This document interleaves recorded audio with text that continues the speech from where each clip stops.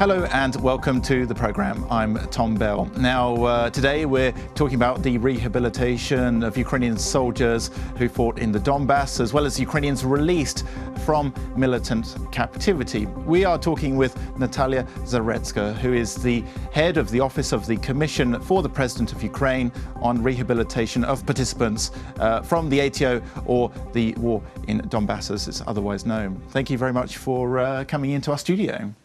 Thank you very much for the invitation. December the 27th was really a historic day, really, for the exchange of prisoners. We had, I think it was some 233 people who were handed over to the so-called authorities who were in occupied Donbas, and Ukraine received just over 70 people. What sort of work went into the prisoner exchange? I can imagine it was months of work. And what steps will there be in the future, do you think, to release more Ukrainians who are held in the Donbas? Thank you for your question. First of all, we don't talk about exchange. We talk about coming back of our citizens. Ukraine is fighting for every her citizen, and we do all our best to give them a possibility to come back home. It was very complicated political process, very complicated, and the result is that 74 Ukrainian citizens were free and they are ready to do what they want in their future life. And what sort of work actually goes in to returning these Ukrainians home? What sort of diplomatic steps do you take, and how difficult was it to secure their release from what you know? In fact, I can comment only that it was really very, very difficult process. It was beginning and was realized on the high top political level, and it was the result of very deeply cooperation between Ukraine, between our European and American colleagues to have this result. So it was an international effort, you could say. Yeah. Yes, and we understand that it was, in fact, in this situation, it was only the first step, because a lot of our citizens are still in their isolation, and we have to do our best to get them a possibility to come back home. And now dozens of them were released, and I know you're particularly involved in the rehabilitation of these Ukrainian citizens, some of whom have been held captive for 1, 2, maybe even 3 years. There are persons who were more than 3 years. Yeah, well, that's incredible, really, 3 years in captivity, and they come home to this sort of media circus where every television channel, every publication wants to speak to them because they are heroes. You know, they fought for Ukraine and now they've returned home. Can you tell us a bit about the rehabilitation, please? And firstly, what sort of stages of rehabilitation are there for these guys who come home? Thank you. First of all, we can remember that they are both militaries and civilian people who come back. There are men and women, and the rehabilitation, post-isolation rehabilitation, has it's specific and it's very specified. The feature is during all the time they were isolated, they were under pressure. Psychological pressure? Both, and psychological and physical pressure. Many of them were tortured. And it has its results. And now the main task is to help themselves to feel as they are free and they are hosts of their lives. Well, I can imagine that it must take a long time to adapt if you've been in captivity for that long. You know, how does it work? I mean, do you prioritise the medical treatment first and then the rehabilitation? Yes, or how does it work? The first stage is medical treatment, and it was started already. They came to Kiev. Our military guys were transported to the military hospital, and all our civilian people were transported to our civilian hospital. well. All of them get medical treatment. Thanks God, no one needs very urgent medical help. They were quite well. Depend on this on their situation. Well, given the circumstances. Yes. Yes.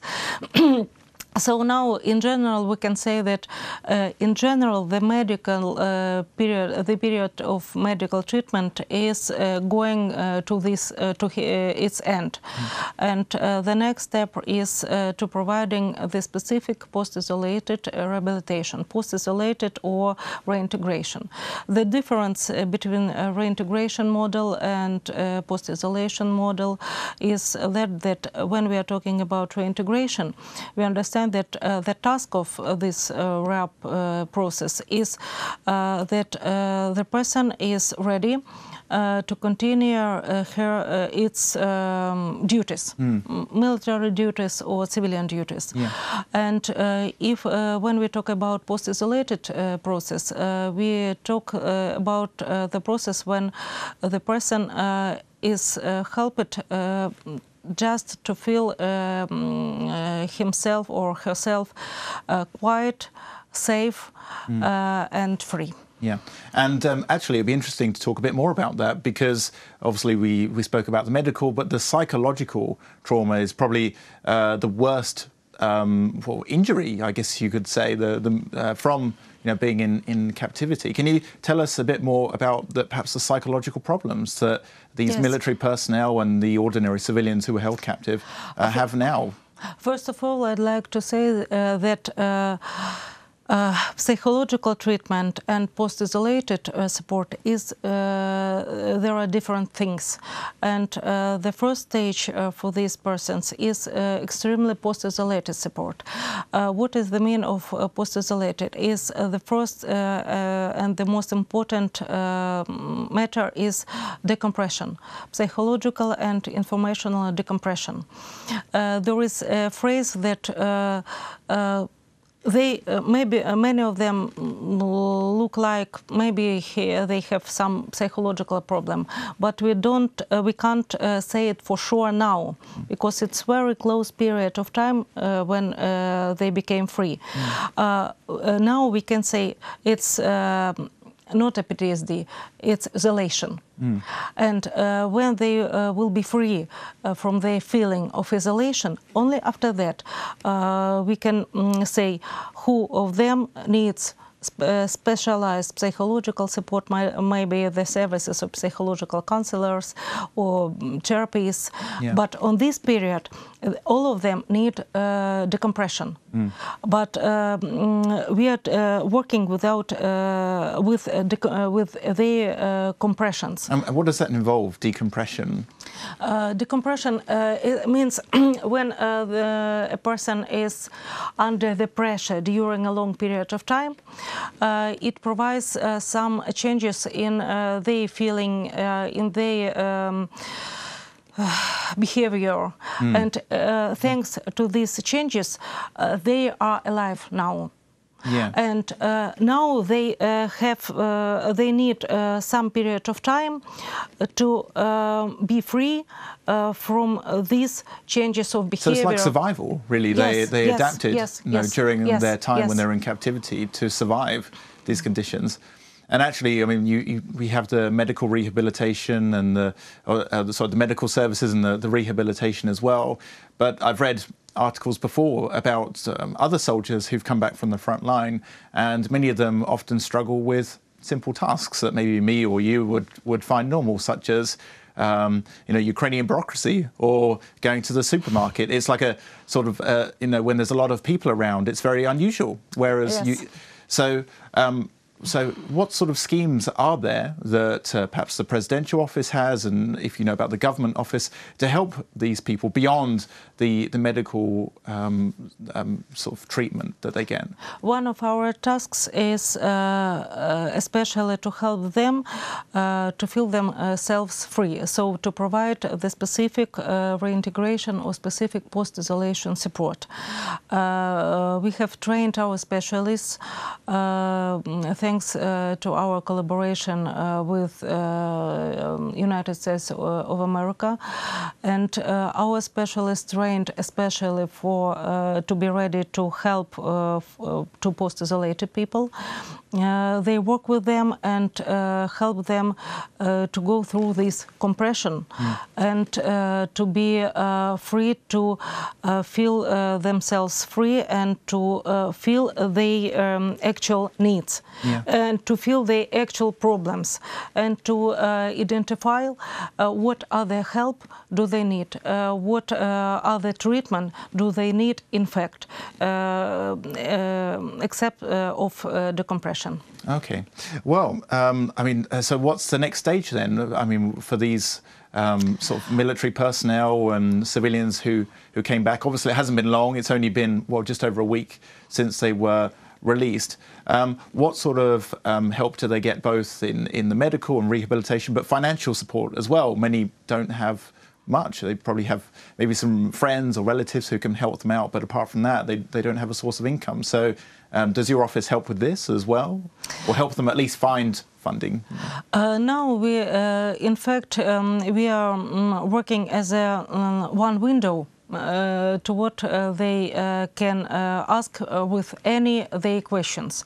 And we are ready to refer this question to any other authority or any other body who is responsible to this aspect. For example, we know that the Ministry of Temporary Occupied Territories and the Ministry of Social Policy are working on their orders to provide the financial support and to provide the support with housing and placing for especially for those whose housing were still in the occupied territories. We have at least 29 peoples from this region. Oh, really? Yeah, from the occupied territories. From the occupied territories. Both many of them are civilian, but they have these actual problems. About rehabilitation process, our specialists start to work with military guys on Friday, so this is the third day of the work. To our we can't prognose now at the moment for how long will they need the help, but we hope that in a week, next Friday, we will be able to prognose the following situation. Yeah. Oh, that's very interesting. And I mean, I have one final question for you as well. Earlier last week, you gave a press conference, and I found it particularly interesting because you said that of the 74 Ukrainians who came home, there's been a swarm of publicity from TV channels, radio stations. I think every TV channel in Ukraine has tried to do a story, or at least one story, on these people who came home. But at the same time, you know, they've gone through a hugely traumatic experience. So what sort of strategy does your office have in balancing the demands of the media to, you know, promote these Ukrainian heroes, you could say, and at the same time, you know, work with the rehabilitation? Thank you very much for your question. It's a very important question because, first of all, the influence of media is very important, and thanks to the media interest to this theme, maybe this is one of the factors that this release have happened. But in fact, after they were released from the isolation on the East territories, they get under the pressure of media and under the pressure of our activity society, social society. So it's very, we are planning to provide every week briefings to inform our society, to inform our media about dynamics, about the problems appearing and we will be ready to answer the questions what they have, and we are planning to invite our colleagues from different ministries to get them a possibility to describe their readiness to help this category of people. I see. Okay, well, Ms. Zaretska, thank you very much for coming in, and it's been very interesting to talk to you today. Thank you. Thank you very much. Thank you. Thank you. That was Nataliya Zaretska. She is the head of the Office for the Commissioner for the President of Ukraine on the rehabilitation of participants from the ATO, otherwise known as the war in Donbas. You're watching UATV.